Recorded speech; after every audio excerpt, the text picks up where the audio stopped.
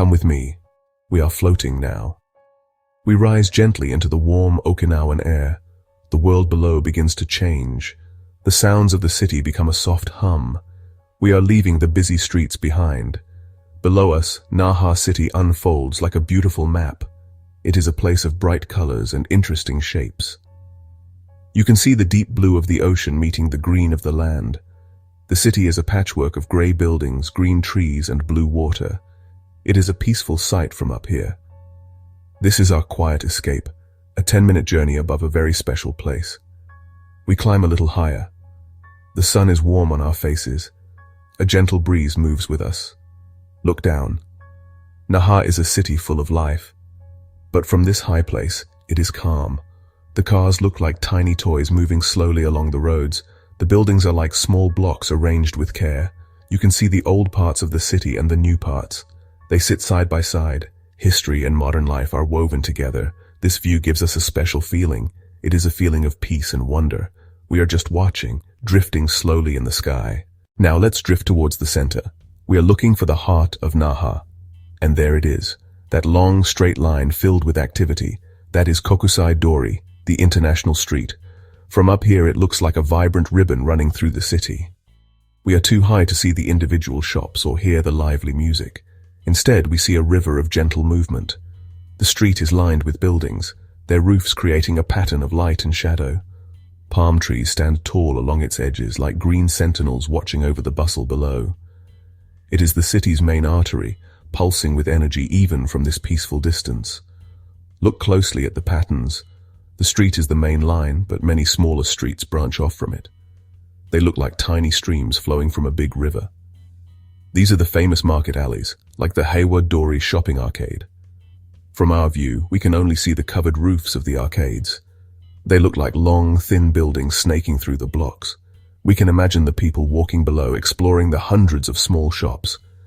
Even without seeing them, we can feel the vibrant spirit of the place. The organized chaos of the markets becomes a simple, beautiful pattern from the air. The colors along Kokusai Dori are brighter than in other parts of the city. We can see the colorful signs on the taller buildings. The tops of the tour buses add their own colors as they move slowly down the street. It is a place designed to catch the eye, and it succeeds even from hundreds of feet in the air. This street tells a story of recovery and celebration. It was rebuilt after the war and became a symbol of Naha's resilience. From above, it is a proud line of color and light, a testament to the city's enduring heart. As we float here, watching this famous street, it feels different. Let's turn now and drift towards the hills. A splash of brilliant color stands out against the green. That is Shuri Castle, or rather the place where it stands. From our aerial view, we can see the grand scale of the castle grounds. The strong stone walls curve around the hilltop like a protective arm. They are made of pale limestone, a beautiful contrast to the lush trees. The walls create different levels and courtyards. We can see the layout of this ancient royal palace. It sits on high ground, looking out over the entire city of Naha and the sea beyond. It is a position of power and beauty. The most striking feature is the color. The main buildings of Shuri Castle are a vivid vermilion, a bright reddish-orange. Even from high above, this color is unmistakable. It is the color of royalty and celebration in Ryukyuan culture. The roofs are just as impressive, with their dark gray tiles and unique curved shape. They are decorated with dragons and other mythical creatures, though we can only see their outlines from here. Seeing the castle complex laid out below is like looking at an architectural drawing come to life. It speaks of a proud and independent history, the story of the Ryukyu kingdom. We can see the path that visitors take. It winds up the hill through the famous gates. There is the Shurimun Gate, a symbol of Okinawan hospitality. From the sky it looks like a small, elegant structure marking the entrance to a special world. We see the courtyards, the open spaces where ceremonies once took place. The arrangement of the buildings follows a careful plan, influenced by Chinese and Japanese design, but uniquely Okinawan. Floating above, we can appreciate the genius of its placement. The castle is not just on the hill, it is part of the hill.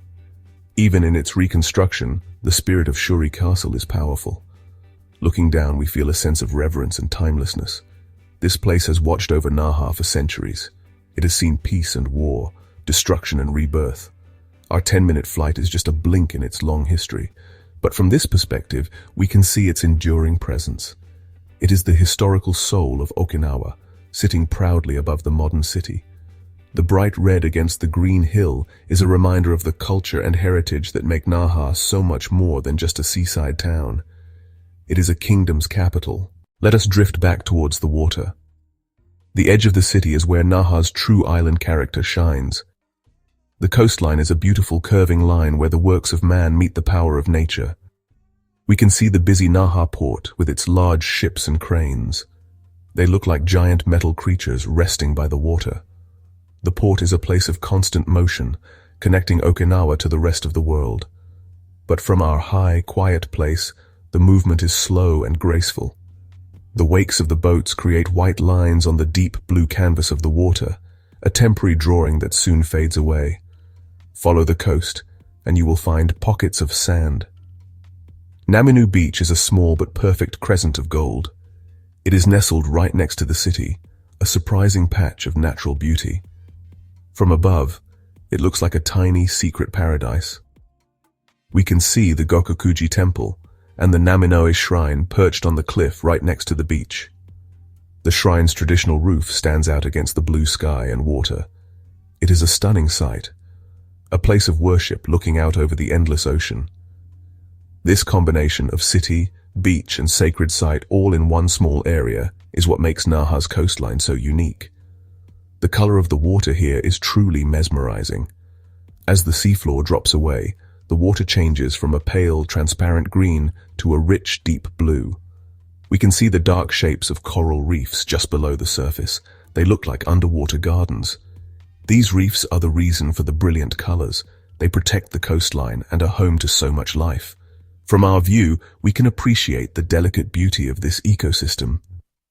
We can see how the waves gently break over the reefs, creating a line of white foam that separates the shallow water from the deep. Floating over the coast gives a feeling of freedom.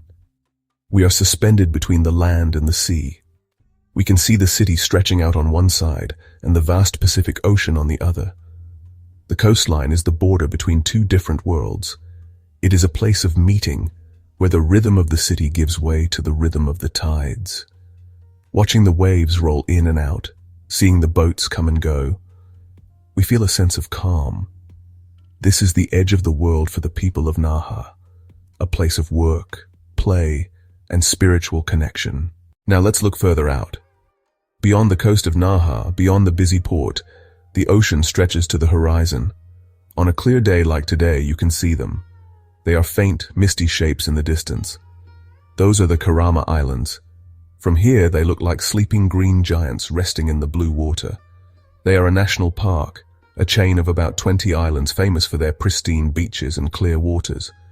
Even from so far away, they call to us. They represent a world that is even more peaceful, even more connected to nature than the city below. The water around the islands is a special color, known as Kerama blue. It is a deep, vivid, and incredibly clear blue. We can't see that detail from our distance, but we can imagine it. We can see the high-speed ferries leaving Naha's port making their way towards those islands. They look like small white arrows pointing the way to paradise. Those boats are filled with people seeking to escape the city for a day, to dive, snorkel, and relax on the white sandy shores. Our aerial view gives us a sense of that journey, the short trip from the urban world to a natural one. Seeing the Kerama Islands from above puts Naha into context. It reminds us that Naha is the gateway. It is the hub from which people explore the wider beauty of the Okinawan archipelago.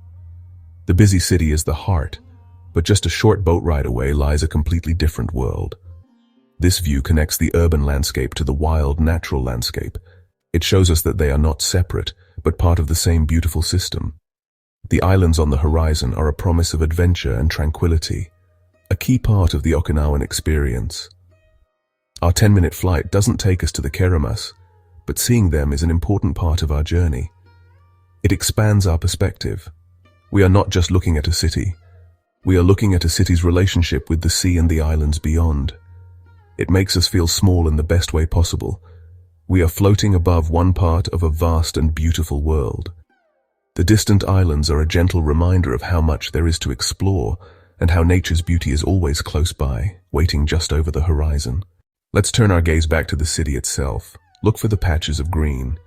Amidst the gray of the buildings and the black of the roads, there are beautiful, calming spaces. These are Naha's parks and gardens. From the sky, they look like green jewels set in the cityscape. The largest one we can see is Onoyama Park. It is a huge expanse of green near the port. We can see the baseball stadium, the running tracks, and the dense clusters of trees. It is a place for sports, for families, and for quiet walks. From up here, it is a vast green lung, breathing life and peace into the southern part of the city. There are other, smaller green spaces too. Scattered throughout the neighborhoods are little parks and gardens. They look like small green squares and rectangles. We can see the treetops forming a soft, textured canopy. These parks are essential for the people who live here. They are places to relax, for children to play, and for neighbors to meet. From our aerial view, they create a pleasing pattern, breaking up the density of the buildings. They show that even in a busy city, people need and create spaces for nature and calm. We can also see the green that follows the rivers. The Kokuba River winds its way through Naha, and its banks are often lined with green spaces. It looks like a green ribbon accompanying the watery one. These riverside parks are important corridors for wildlife and provide a cool escape from the city heat. From above, we can trace the path of the river by following this line of green. It shows how nature's own pathways are still present within the modern city grid. The city was built around the water, and the green spaces honor that connection. Floating above these parks, we feel a sense of tranquility. The green is a restful color for the eyes.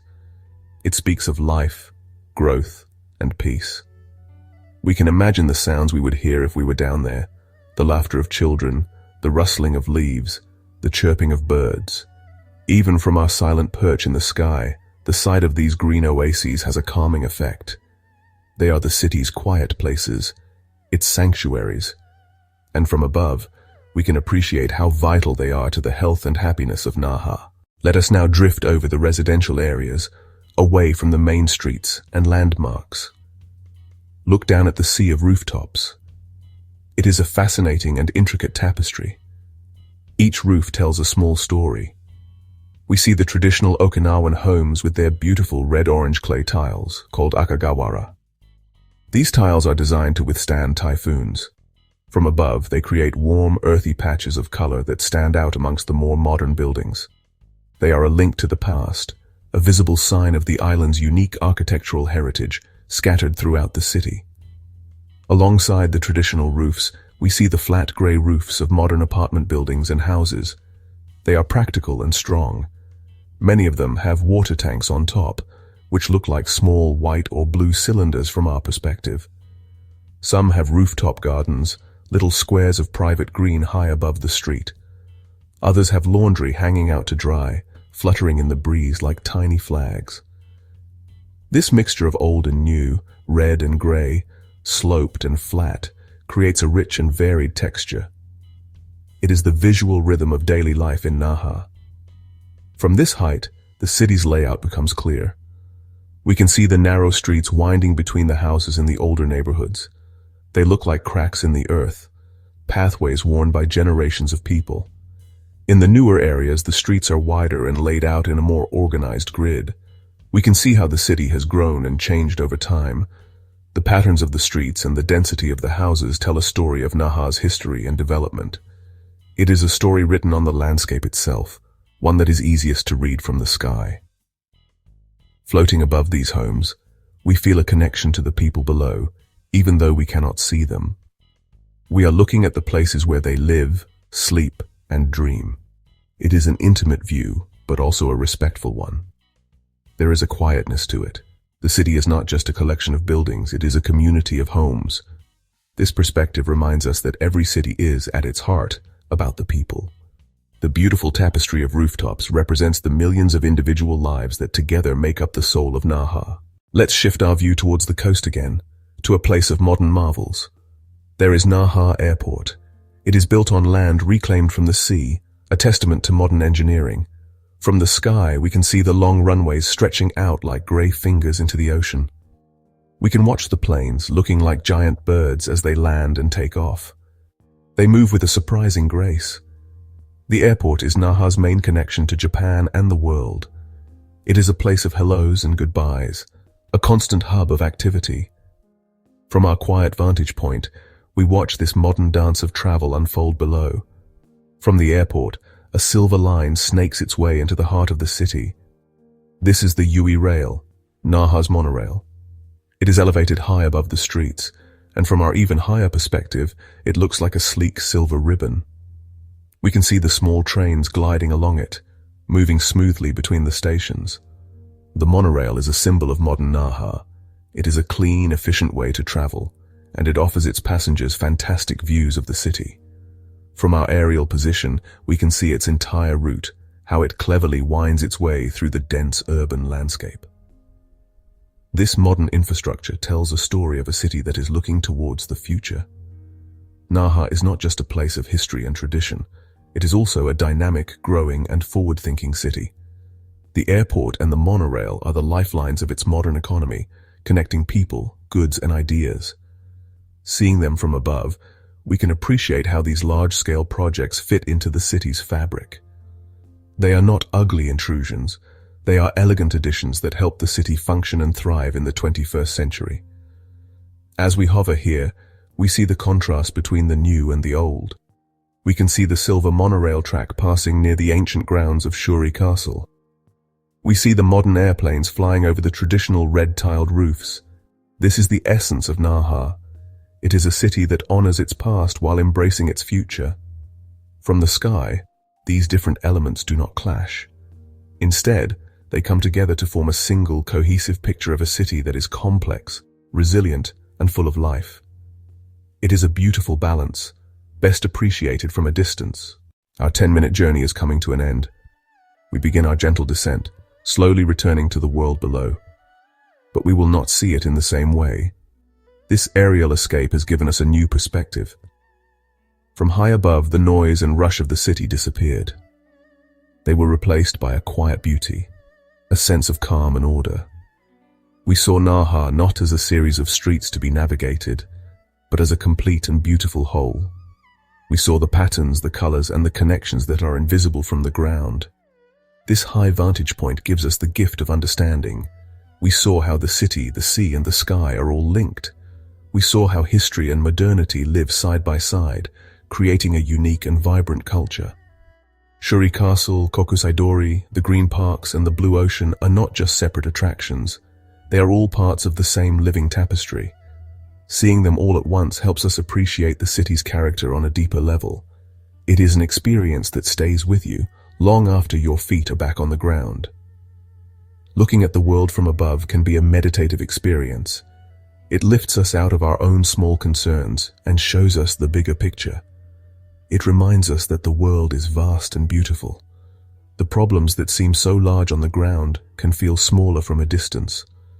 There is a peace in that feeling. This brief flight over Naha has been more than just a tour.